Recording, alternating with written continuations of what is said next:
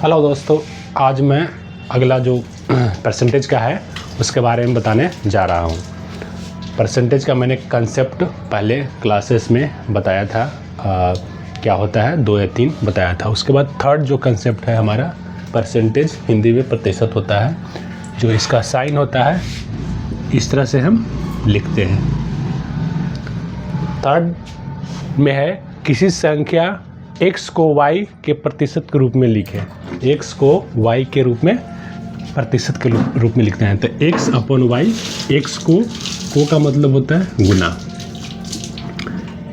x को y के प्रतिशत के रूप में लिखें। x अपॉन y, x बटे y गुने में 100 करते हैं प्रतिशत के रूप में लिखने के लिए।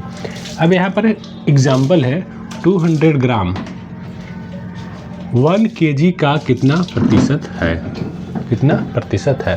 इसको लिखेंगे कैसे हम।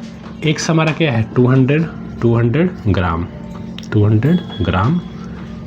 1 kg को हम 100 ग्राम लिख सकते हैं, क्योंकि हम 1 kg को 1000 ग्राम लिख सकते हैं। 1 kg इक्वल टू 1000 ग्राम होता है। क्यों लिखा, क्योंकि kg और ग्राम तो हमारा अलग अलग हो जाता है।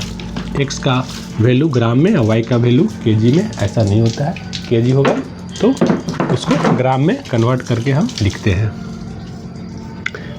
ग्राम से कैंसिल हो गया, 20 कैंसिल हुआ, 2/10 को हम लिख सकते हैं 1/5 हम लिख सकते हैं। इसको x को y के प्रतिशत में मैंने लिखा, ठीक है। अब नेक्स्ट है हमारा, मान लो 150 सेंटीमीटर 500 मीटर का कितना प्रतिशत है, सेम क्या करना है, x अपॉन y इंटू 100 का मतलब गुना होता है। x इसको हम क्या लिखेंगे दोबारा, 150, ये जो हमारा वैल्यू है 150 क्या है, x है। 500 ग्राम 500 मीटर है, तो नीचे हम क्या कर लेंगे, 500 मीटर को सेंटीमीटर में कन्वर्ट करेंगे। 500 मीटर को हम सेंटीमीटर में हम कन्वर्ट करेंगे। 500 metre, 1 metre equal to 100 centimetre, तो 500 इंटू 100 सेंटीमीटर। सेंटीमीटर से सेंटीमीटर कैंसिल, 1 0 से 1 0 कैंसिल। हमारा आ गया 15 अपॉन 500 इंटू 10। 5 3 जा 15, 5 2 जा 10, यानी हमारा हो गया 3/5 2 जा 10 और 2 0, 3/1000 हमारा इसका वैल्यू हो गया परसेंटेज में। अब नेक्स्ट कंसेप्ट हमारा कहता है, नेक्स्ट हमारा जो है 20% को हम लिख सकते हैं 1/5। 20% को हम लिख सकते हैं 1/5। 20% को क्या हम लिख सकते हैं 20/100। 1 0 से 1 0, 2/10 को हम लिख सकते हैं 2 5 जा 10, 1/5। ये हमारा क्या हो गया, परिमाणी मान हो गया। ये क्या है हमारा रिजल्ट, ये रिजल्ट हमारा क्या है, परिमाणी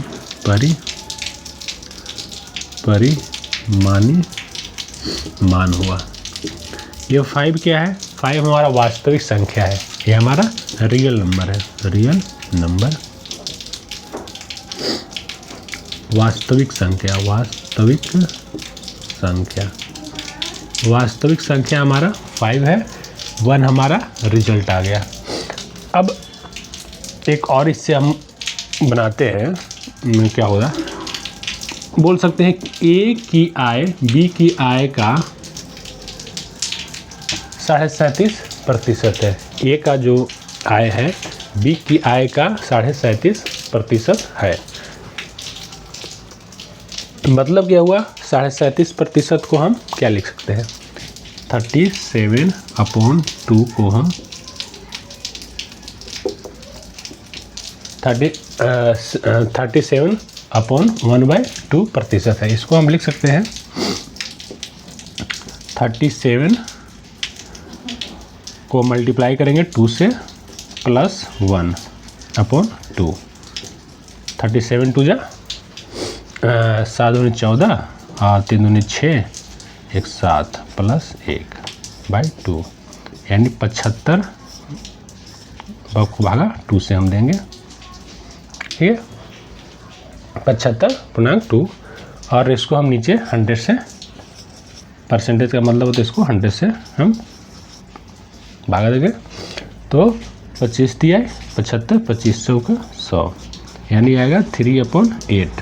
ये हमारा 3/8 आया, जिसमें क्या है 3 हमारा रिजल्ट है, प्लस है, रिजल्ट आया है प्लस में, और 8 हमारा क्या है नीचे डिनोमिनेटर है, 3 इसमें वास्तविक संख्या 8 है, और 3 हमारा क्या है रिजल्ट है, रियल वास्तविक संख्या, ये हमारा परिमाणी मान है 3, और 8 हमारा वास्तविक संख्या है, जैसे मैंने यहाँ लिखा था। तो ये हमारा ये हमारा 3 है, और बी हमारा क्या है 8 है। हमारा जो वास्तविक संख्या है 8 है, और जो परिमाणी मान है हमारा 3 है। अब इसमें अगर बोले ए की आय बी की आय से 37.5% ज़्यादा है, 37.5% ज़्यादा, इसको हम 0.5 लिख सकते हैं, 35.5%, या इसको हम लिख सकते हैं 37/1/2, ठीक है, दोनों एक ही है। ज़्यादा है, ज़्यादा का मतलब क्या है, ये जब ज़्यादा बोले तो हम क्या करने हैं कि जो 3 यहाँ पर है 3 को 8 में प्लस कर देना है, 3 + 8 यानी हमारा कितना है 11, और जो रिजल्ट आया 11 है। ज़्यादा मतलब ये हमारा ज़्यादा है, दोनों को डोमिनेटर डिनोमिनेटर को ऐड करके 11 हो गया, और बी का वैल्यू जो हमारा 8 आया 8 आएगा। जब ज़्यादा है बोले क्वेश्चन में तब।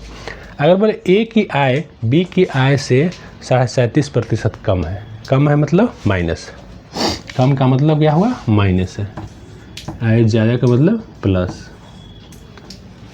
अब इसमें क्या करना है हमें, माइनस है तो क्या करना है 8 - 3, 8 हमारा वास्तविक संख्या है, रियल नंबर है, और परिमाणी मान हमारा आया था 3। अगर यहाँ पर 4 आता, मान लो कि सपोज 4 आता है, तो क्या करते हैं 8 - 4 करते हैं, 4 + 8 करते हैं। यहाँ 4 और 8 की रेशियो में हमारा ए बी है, तो 8 - 3 = 5, 5 और 8 की ए का वैल्यू जो है वैल्यू है हमारा 5 है, बी का वैल्यू हमारा 8 है।